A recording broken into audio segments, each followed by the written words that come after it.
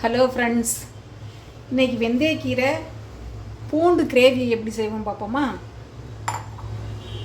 அதுக்கு கொஞ்சம் வெள்ளை எள்ளு, வேர்க்கடலை சுடுதண்ணியில் ஊற வச்சிடணும். சுடுதண்ணியில் ஊற வச்சுருவோம்.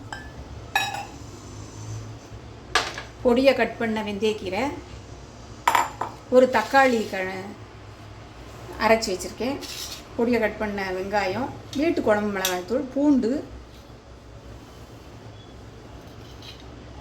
அப்புறம் பூண்டு டெக்கரேட் மேலே வதக்கி ஊற்றுவோம் கிரேவிக்கு. அந்த இதுக்கு தனியாக பூண்டு மிளகாய்த்தூள். எப்படி செய்வோம் பார்ப்போமா? ஸ்டவ்வை ஆன் பண்ணிக்கிறோம். கடாயை வச்சு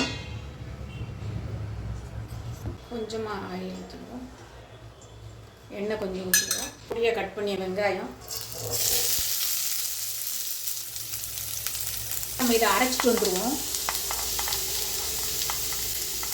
எள்ளும் நிலக்கடலை ஊற வச்சுருந்தோம்ல, அதை அரைச்சிட்டு வந்துடுறேன். ஃப்ரெண்ட்ஸ், இதை அரைச்சிட்டு வந்தாச்சு.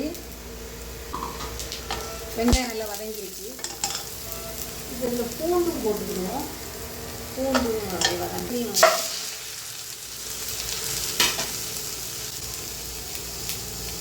தேவையான உப்பும் போட்டு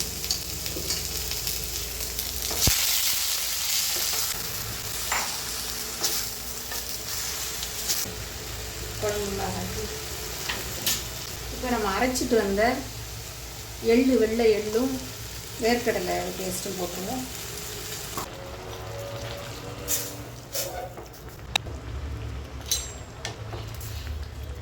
இது கொதிச்சுக்கிட்டு இருக்கும்போதே இன்னொரு பேன் எடுத்து கொதிச்சுக்கணும். இன்னொரு பேனில் பூண்டு பொடிசாக கட் பண்ணி பூண்டு ஸ்லைஸ் பண்ணியிருக்கேன். அதை நல்லா செவக்க வறுத்துடணும். இப்போ காஷ்மீரி மிளகாய் தூள் வறுத்துடலாம்.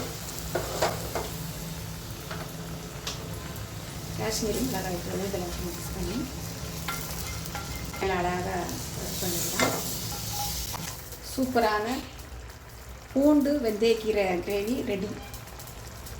சர்விங் பவுலுக்கு மாற்றிடலாம். ட்ரை பண்ணி பாருங்கள் ஃப்ரெண்ட்ஸ். சூப்பரான பூண்டு வெந்தயக்கீரை கிரேவி ரெடி. தேங்க்யூ.